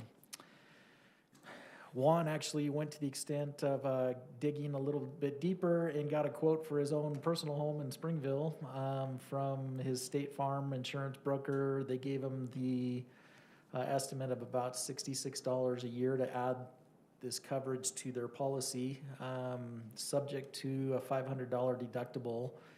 And with the prices that service line warranties had given us, when we priced that out comparatively, it would be cheaper for the first 5 years if Juan was to sign up, if this was a home that was covered, to actually sign up with his own insurance provider. But thereafter, because of the deductible, it becomes cheaper to go with service line. And so it's just a matter of when that deductible would kick in. Service line did not have a deductible requirement, but they're a higher rate. And so for the first 5 years, when you price that out, it was cheaper through the personal insurance, but then thereafter it was cheaper to go through service line. Does service line allow you, do they just come and fix it, or They do. They pick the contractor? Yeah, so they have contractors pre-selected, and so it's basically, it's a phone call and an inspection where they come out and then verify, and then they take care of the repair. I think that, as I've looked at this, that seems like the appealing aspect of this versus a homeowner that may have coverage on their own. They're out, yeah, they've got to hire a contractor, they've got to figure out the work, they've got to schedule it, and then manage that process and then get reimbursed by their insurance essentially. And so But they have no choice on who to use, the homeowner. with service line warranties, correct. Yeah. What I see as an advantage to service line, if you go to the claim from Lehigh, it was one claim for $130. Okay, so the positive thing about service line is that they contract with their providers, and they know that they will do it the cheapest possible for service line, right? So they're gonna do whatever is needed and nothing else to get the problem solved, because they don't wanna keep getting a call after call after call. If I am, as a homeowner, say, hey, I need to fix this, and it's covered under insurance, the guy says, well, instead of doing the $130, you're gonna have to pay $2,500 to get it done right. So now I am out of more money with my personal insurance because of the person that was doing the work doesn't have like a Doesn't have the restraint. In other words, the restraint, exactly. So that's kind of one of the positive things, and it's just a one call. Somebody, instead of me as a homeowner trying to get 2 or 3 contractors trying to figure out. And this might not be the specialty of that person that the homeowner called. It might be not something that they do on a repetitive basis, like the one that's working with. Correct. So the there service is line. some good things. There's some pros and cons there. Yeah. Like when you go repair your auto, when you've had damage, you get to pick where you go, and the insurance companies works with them. Here, there's somebody already established. Right. Have you checked to see, when I did a little bit of searching online, it appeared that 6 or 7 different companies provide this type of service. And sometimes with your home insurance company, is that an accurate thing? I know the guy, when he's making his presentation, said, no, we're the only ones, but Yeah, I think it felt like there were more. Yeah, so I did a search online to see who had the better ratings from those things, and service line repair or Warranties of America came in at the top, and then we also have the leagues of cities and towns endorsing them nationally and in the state, and There are 4 or 5. I mean, I did the same and just Googled, these types of companies, and several pulled up, and this group was in that 4 or 5 mix. An interesting aspect, so on Orem's website, I included these frequently asked questions that were on their website, and one of them was, is this fair to other insurance companies? And when we talked to them, they had told us this. They actually went through an RFP where they solicited pricing and bids from these other companies and said, hey, we're looking at doing this, and Service Line came in at the best rates. And so, again, just additional information, and we felt like this was an option where people may feel like they get a benefit there and wanted to throw that out, so. we also requested a sample letter from Service Line saying, when we sent out the mailer, specified that they're not the only ones to offer this service, to check with your other providers. So that's a good thing, that we're not actually picking a winner or losers type scenario, but just make them aware. Just says, we offer this, but you can shop around. So no action tonight, just No, we're updated just looking at information. if there's any other thoughts or questions, and should we pursue it or not? Is that, I'm just telling you, I'm uncomfortable with, I like the education process to make sure people understand that. I like to give them the choices and options. In some of my searches, doing that kind of nationally, when you look at the complaints where people, when you put the city's logo there, people see this as city endorsed. No matter what we say in our verbiage, they will think that. And so that was, because there's multiple companies that do it, and this implies that we are endorsing them, that's the part that makes me uncomfortable. yeah. I talked to our department heads of, are there other situations like this?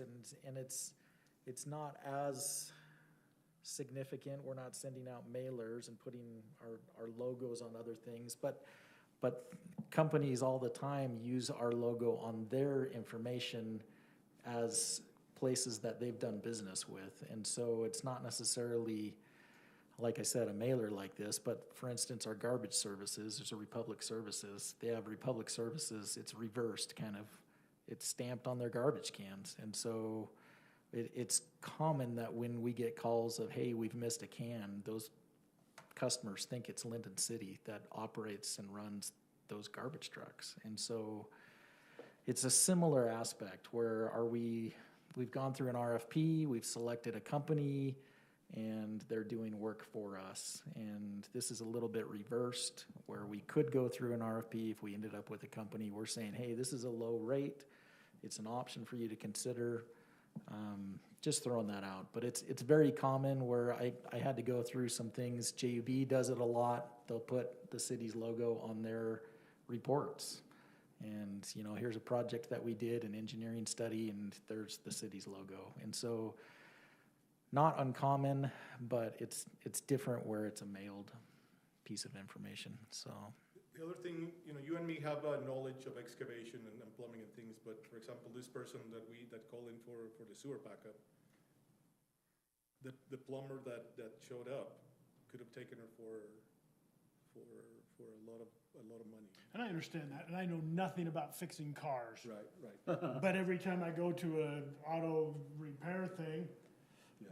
I can go to multiple places, and anyway, I've said I'm uncomfortable with the things But that I've said. good things could happen and other things could happen, with a situation like that. And giving the appearance that it's endorsed by the city, that's a potential concern. Because people are gonna see it, well, you approved these guys, or at least you recommended them, or whatever. And as long as the service is great, then we're great. But if it falls short of that, it may not be the best thing. But Carolyn or Jake? I'm comfortable with them. I have a house in Orem, I get their stuff. It's very clear to me this is an optional, hey, do you realize you're not covered? The city's not responsible beyond, your property line, and you can opt into this. It didn't look like it was from the city to me. Family member did have an event, and it is crazy expensive. Some insurance will help out a little. Some will do none unless you have a rider. Most people are clueless. So I think it's a great public service. They're not twisting anyone's arm. They're not deceitful in how they present what they're offering. They're reputable. They've done this with other cities. They're recommended. So I'm comfortable with it, but I'm not gonna say, hey, we have to do this. If the council agrees it's okay, I'm not gonna fall on a sword for it or anything. So you may have already answered this, Yeah. Carolyn. Is it an annual contract? Is it a multiple-year contract? What's the option? I don't remember on that. He said you could end any time. I thought we asked him It that. was just a notice. It's not really like we're locked in with him. Yeah. It's not a contract. It's just we sign an agreement, but we can terminate. I think I submitted that agreement in the first meeting we had. I just don't remember, but Yeah, the thought is, ask. you could try it and see if the benefit's there, and then if we found that it was not meeting the need or the hope that we'd anticipated, or the reputation was not to the level we thought, then, you could always pull that back, but that's just an option. Jake? I like the education of it. I do think that there's a lot of people that don't understand that it's their responsibility, so I like the education of it. I'm not super comfortable with this company. I asked around quite a bit in the last couple of weeks, and I do think that there's a lot of people who get it and think this is a scam. Like, I'm being scammed. Kristen, I'd asked her right after our meeting, her and Chief and I were talking, she's like, I thought it was a scam, but she signed up for it later on. And so I do think there's a need there. I just am concerned. I think that it's a business tactic of this company to make it look like it's coming from the city. I really do. I think that's a business tactic, and that's fine, and they're probably successful in that. I'm looking at one of their letters online. It comes and says, important information regarding your service line. It's got Lindon City's logo on it. I don't think I'm comfortable with that. And I understand that we would probably get some say in what went out, but I think I'm just still a little bit uncomfortable with us choosing a private company to use our logo, especially one that has a little bit of not a reputation, but I think that there are a lot of people who receive it and immediately think that there's something suspicious and that it's scam. I mean, a quick Google search shows people asking, is this a scam? There's Fox News did a report, scam or spam? Is this real or not? And I just worry about us throwing our name on that. So I'm still, like Van, a little bit uncomfortable. So if we like the idea of the education, could we just do our own We can send out a messaging mailer. That's what I'm thinking. and say, hey, Here's a list of potential companies, clients that are, or you can, do we even say That's names? part of the rule from the state, is that we as a city have to inform the residents 2 times a year regarding who owns the line. Yeah. But at that point, we do not make recommendations to say, make sure that you're covered or any of that. I mean, maybe the options of your home insurance can cover it with an added fee, or there are also other private groups that provide this service. These are kind of the parameters, or at least the low and high, just so they grasp that Yeah, it's not you a could cheap say, thing talk with your insurance agent. if you it know, happens. Well, he see did what- say what- that private individuals could not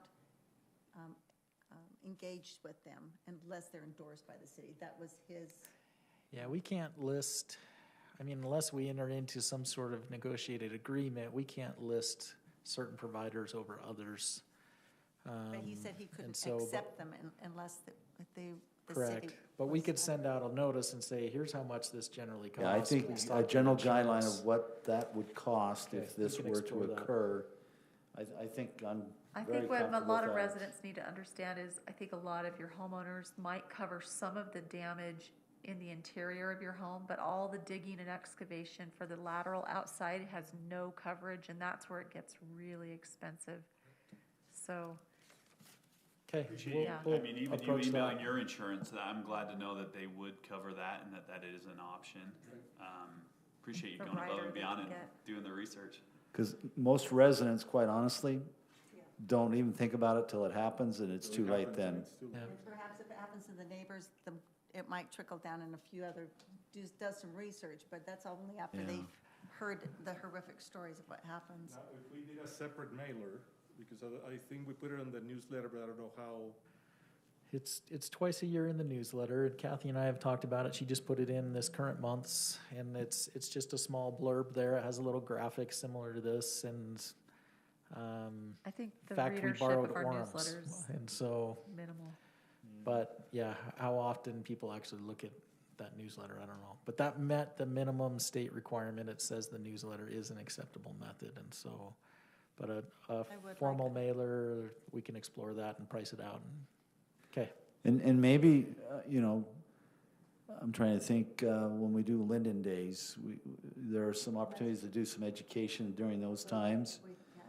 We can really kind of maybe hone in on that and Okay. That's a good idea. facilitate a little bit of discussion that would inform them or help educate them, so. Or if we have a Santa again, we can do something like color in the, not a Christmas topic, but some education would be great. Let's talk about your sewer lines here, okay? Though, really, we appreciate your progressive view of things, of how we might be able to provide better services to our citizens. Thank you. Okay, item number 13, review and action on the Lindon City Policies and Procedures Manual. Adam?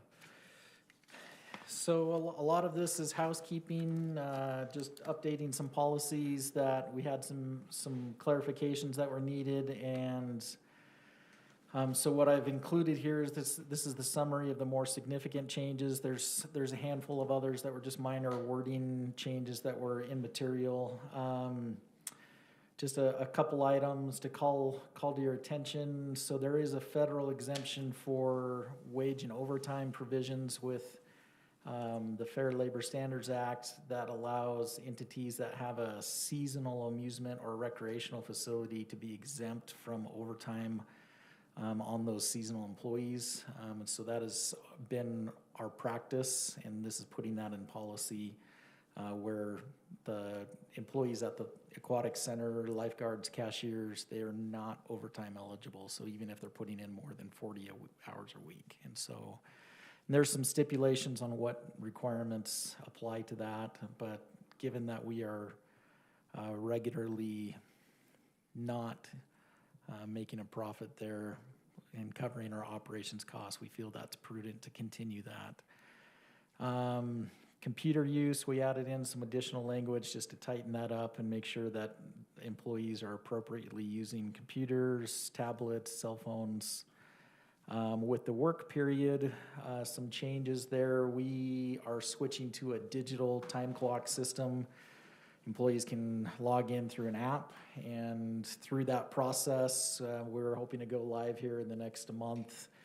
We've had to enter in a lot of data and processes and making sure that's all accurate. We found a few discrepancies, and so this is tightening things up. We've been still turning in paper time cards, and so this is a shift for a lot of our employees, but they'll do okay with it. So with the police department, we had never actually codified, but it's been in place since 2008. They work an 80-hour, 2-week, 14-day period instead of a 40-hour, 1-week period. And so that was something that had never actually been in our policy manual.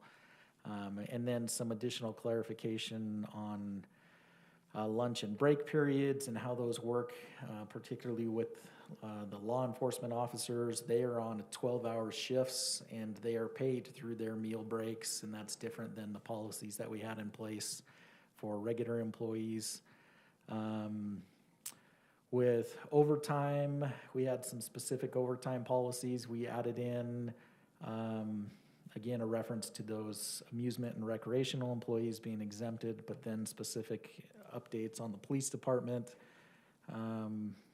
And just clarification on some things, just to, again, bring to your attention on DUI shifts. You may hear us refer to DUI shifts.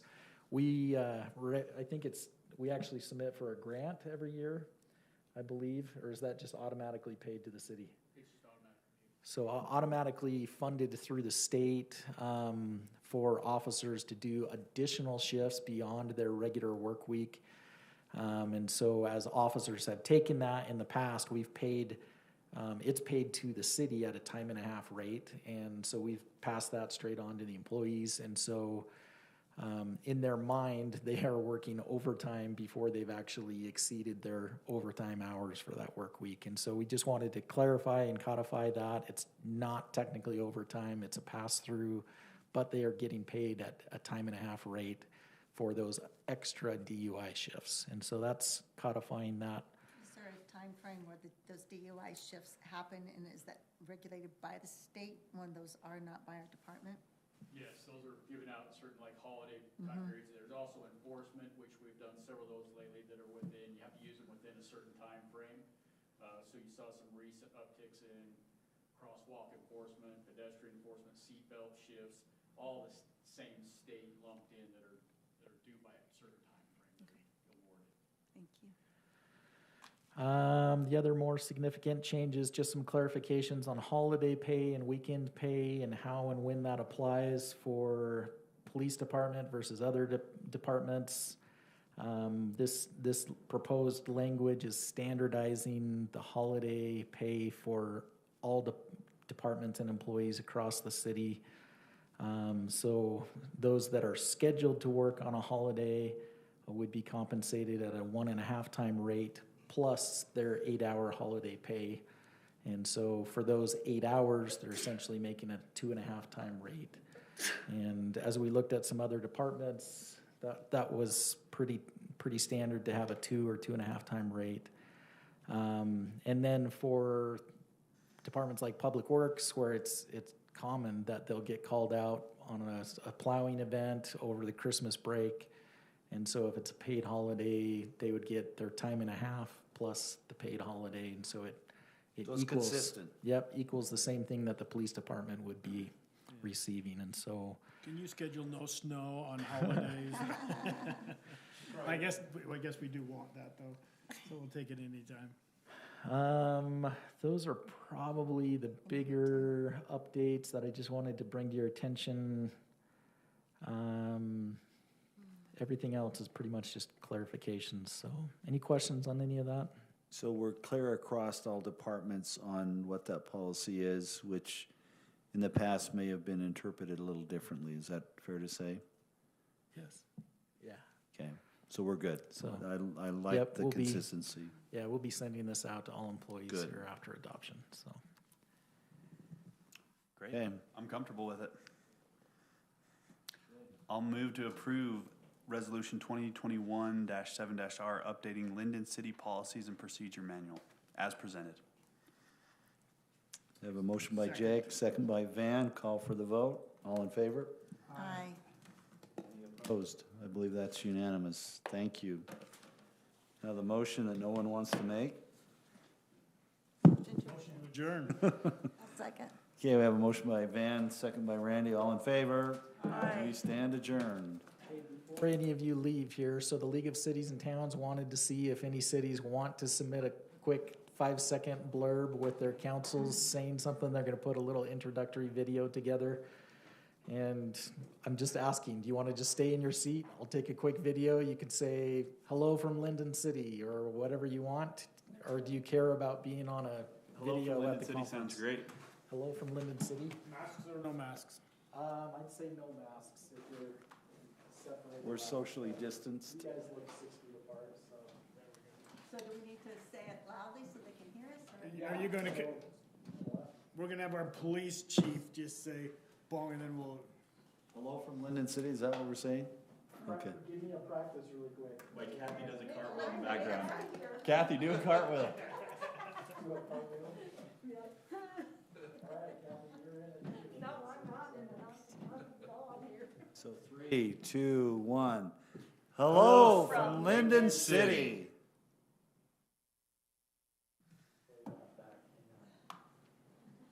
You weren't recording? it's the best picture of his thumb in a long time.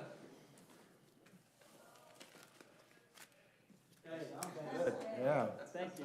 I'll send that over.